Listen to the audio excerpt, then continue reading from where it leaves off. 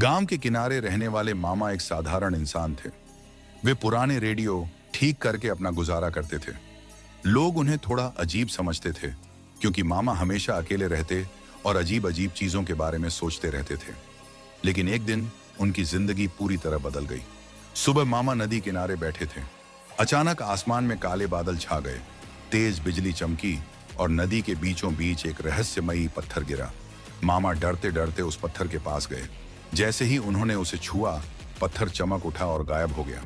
पहले तो सब सामान्य लगा, लेकिन तभी मामा ने नदी का पानी छुआ और पूरा पानी पत्थर बन गया। मामा घबरा गए। उन्होंने पेड़ से एक आम तोड़ा, वह भी पत्थर बन गया। घर लौटते समय रास्ते में जो भी चीज वे छूते, सब पत्थर बन जाती। गांव में अफरा तफरी मच गई। लोग चिल्लाने लगे, यह आदमी अभिशप्त है, इसे गांव से बाहर निकालो। मामा दुखी होकर गांव छोड़कर जंगल में चले गए। कई दिनों तक वे अकेले भटकते रहे। भूख से कमजोर होकर एक रात वे जमीन पर गिर पड़े।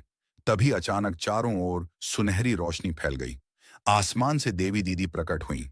देवी दीदी बोली, तुम्हें यह शक्ति गलती से मिली थी, लेकिन तुम्हारा दिल साफ है, इसलिए मैं तुम्हें एक नई शक्ति देती हूं।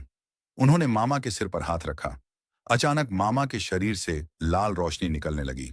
देवी बोली, अब तुम जिस चीज को छुओगे वह लाल हीरे में बदल जाएगी, लेकिन याद रखना, लालच मत करना।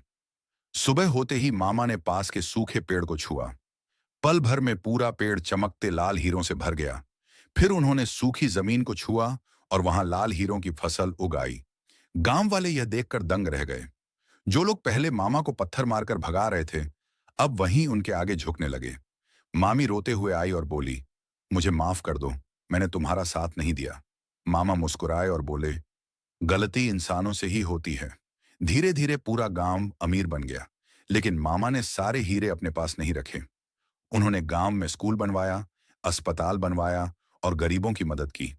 लेकिन गांव का एक लालची मुखिया यह सब देखकर जलने लगा।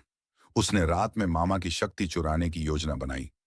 एक रात वह चुपके से मामा के घर पहुंचा और जादुई पत्थर ढूंढने लगा। तभी उसने गलती से वही रहस्यमयी पत्थर छू लिया। अचानक उसका पूरा शरीर पत्थर बन गया। गांव वाले डर गए। तभी फिर से देवी दीदी प्रकट हुई और बोली, जिसके दिल में लालच होता है, शक्ति उसे बर्बाद कर देती है। सबक मिलने के बाद गांव वालों ने कभी लालच न करने की कसम खाई। और उधर देवी दीदी फिर उदास होकर बोली, इतनी बड़ी कहानी के बाद भी किसी ने लाइक और सब्सक्राइब नहीं किया। तभी पूरा गांव जोर से चिल्लाया, लाइक, शेयर, सब्सक्राइब।